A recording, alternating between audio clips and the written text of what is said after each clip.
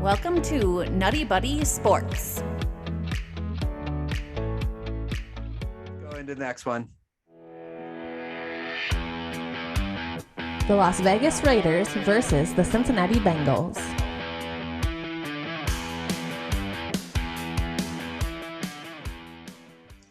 Okay, so this is now we get to two last games. I ordered it into like from the blowouts to the actual good games. So the Bengals against the Raiders. Bengals won 26-19. It was a close game. The Raiders had a chance to win it. Game notes. Let's get into the first one.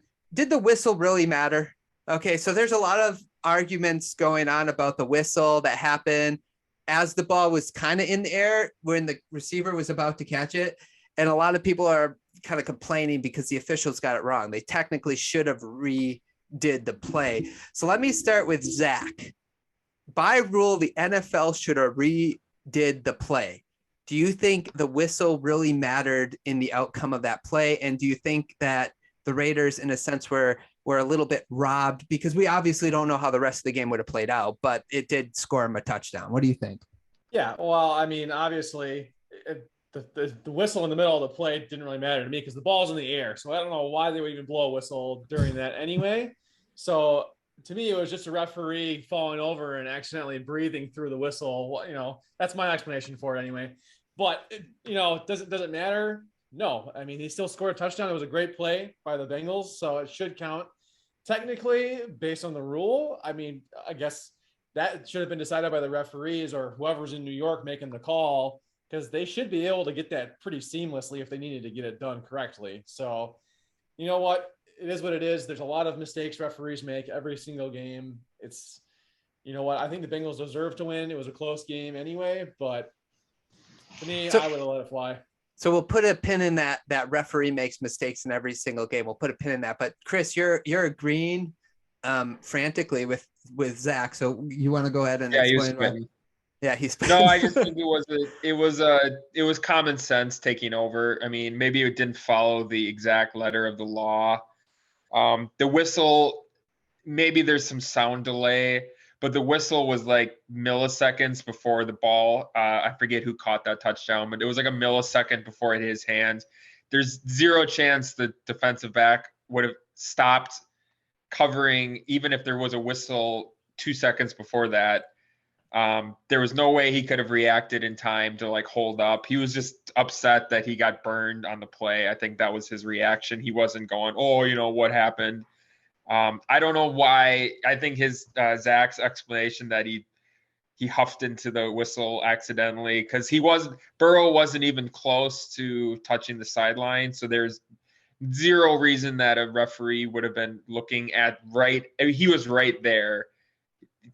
It was grass all the way. Would not have thought that he stepped out of bounds. So, it didn't affect the game at all. So I'm glad the way it turned out that they let it go. And what do you think, Eric? Oh, I was glad they let the play run. I mean, that they called it a touchdown, because that whistle never should have happened. And anyone that says that by the letter of the law, and I'm a big stickler for rules on that kind of stuff. I get it. But I mean, everything points to what would have changed, outside of stopping the play. I mean, that's what it would have done. It should have done technically, but it was a touchdown. It was going to be a touchdown. So why change it just because a person made a mistake? I mean, he should not make that mistake. That's a pretty big one, but just Raiders fans being upset, or people cheering against the Bengals being upset because they lost by a touchdown.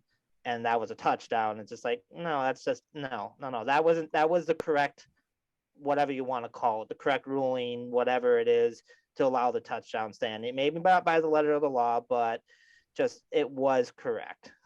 Yeah, I like what Chris, I like what you said is reasonableness, just came through in that moment. Go ahead, Chris. No, what I'm about to say is very clearly not an NFL's rigged statement, so I'm not going in the penalty box. But I do think where every single ad is a gambling ad and they want every single person in the world to be gambling on these games, I do think it's not unreasonable to think that a referee here or there, I mean, it happened in the NBA. I don't think it's unreasonable to say a referee is gambling on some of these games at some point. And I'm not saying that they're trying to rig the games, but let's just say he had a little over under on the first half. Someone's going in for a score. Oops, I accidentally killed this play.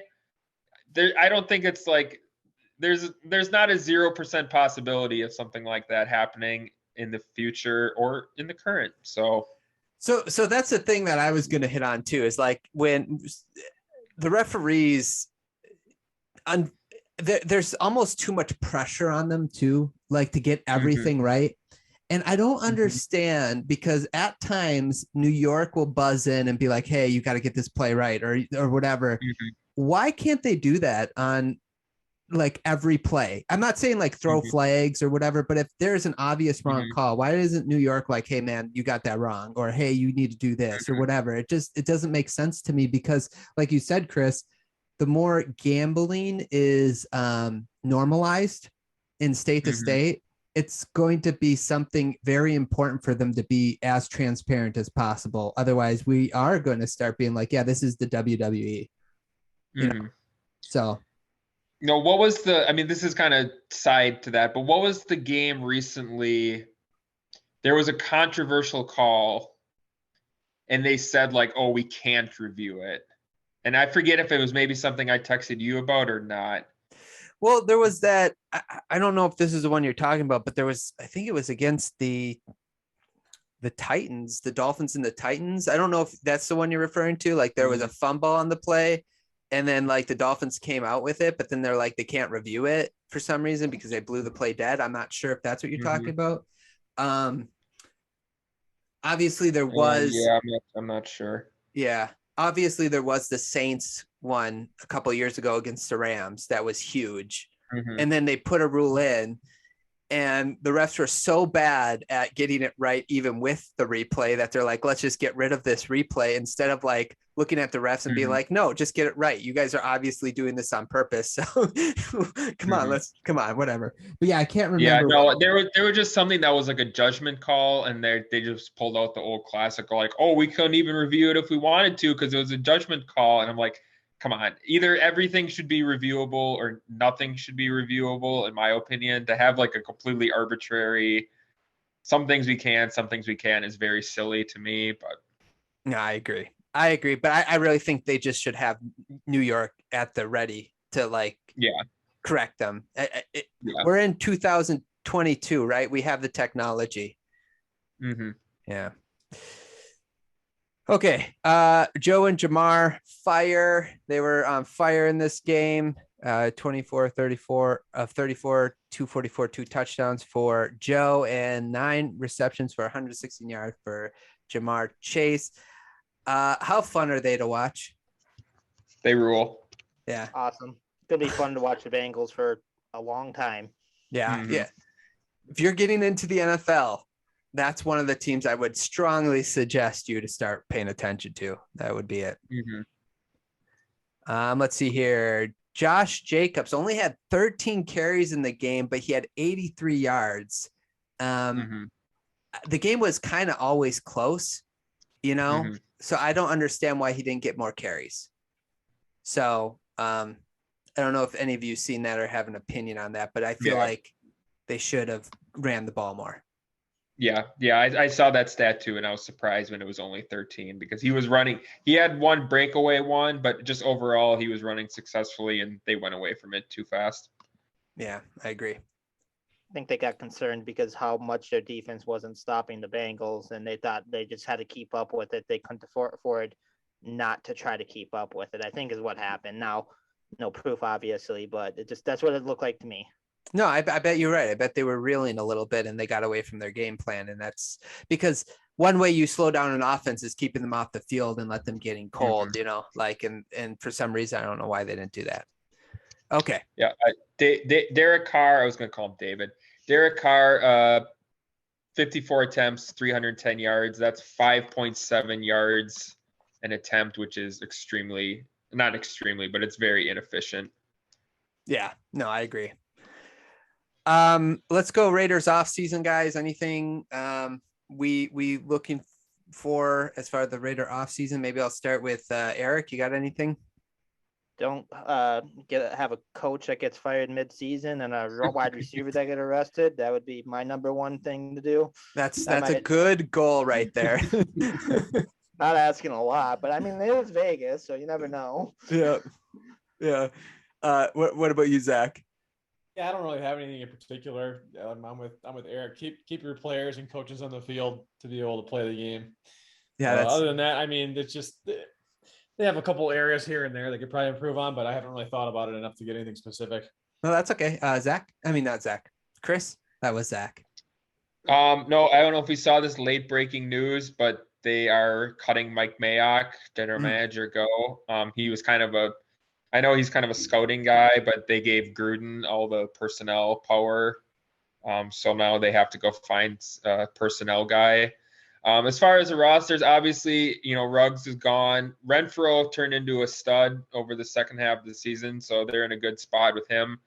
Their number 2 receivers are super inconsistent, Zay Jones and Brian Edwards, so they probably need to go drafting another wide receiver highly. And then just overall, their defense is pretty bad. So just all 3 levels, they need more defensive talent. Yeah, I agree. I was thinking head coach. I'm curious if they would try to make a move for someone like Brian Flores. He's kind of like if I'm a team, I'm going after that guy because he can turn a franchise around really quickly. He's shown he can do that in Miami. So I thought of the Raiders pushing for Flores. Mm-hmm. Okay. What chance? So again, just like a short answer, what chance do you give the Bengals of beating the Titans? And I'll let Eric go first. I'm going to give Zach a little bit of time, the Tennessee fan, to think about this, not to be biased. Okay. That's what I'm doing here for you, Zach. So Eric, what kind of chance do you give the Bengals of beating the Titans? Percentage wise, I would say 60%. I was proven wrong last week with my prediction. So I love Joe Burrow. He is fantastic to watch, and him and Jamar Chase. I just don't think the Titans can keep up. Okay. Chris? Yeah, I'm going to say 60% also. Whoa, no faith in the Titans. Henry's supposed to be back. Throwing that out there. Zach? I'm not too much of a faithful guy either, but I'm going to say it's split 50-50. You got to go Bengals, at least 51. No, I'm going straight 50-50 because either team has a legit chance to win this game. Just because the Bengals are hot, they're coming off a good game where they played well. If Burrow and Jamar Chase stay as hot as they are, I don't think the Titans can cover them. The only way they do it is by slowing them down, and the only way they can do that is if they have Derrick Henry on the field to run the ball and manage the clock. They would love to be able to do, which, again, we don't know what Henry's status is for sure yet. So I'm not very optimistic about it. But again, the Tennessee has shown they can have some firepower even without him on the field every once in a while if everybody they need is on the field. And that's been the other problem they've had this season too, is guys being healthy. So that's why I'm saying it could go either way. I'm going 50-50 myself. Yeah, I think the Titans officially got the nobody believes in us card, like the Trump card, like that the thing the coach can preach to a team, like, hey, nobody believes in us against whether it's the Bills or the Chiefs, but it's now the Bengals even. Like a lot of people like the Bengals. I'm going to give them, I like the way the Titans play football. They can keep the ball out of the offensive hand. Even without Henry, they've been running the ball really well. And their defense has sort of stepped up the last couple of weeks. But I'm going to give the Bengals a good chance too, but I'm going to say like 45. Also the Titans are at home is part of the reason why. So I say 45-55 Titans ahead of the Bengals right now, but I'm not going to give my official prediction until Wednesday show. Tune in for that. Bum, bum, bum. That's what we call a tease, guys. That's how we do it in the biz. Let's go to our last game. There you have it, our thoughts on the game between the Bengals and the Raiders. I hope you guys enjoyed. Tell us what you thought of the game.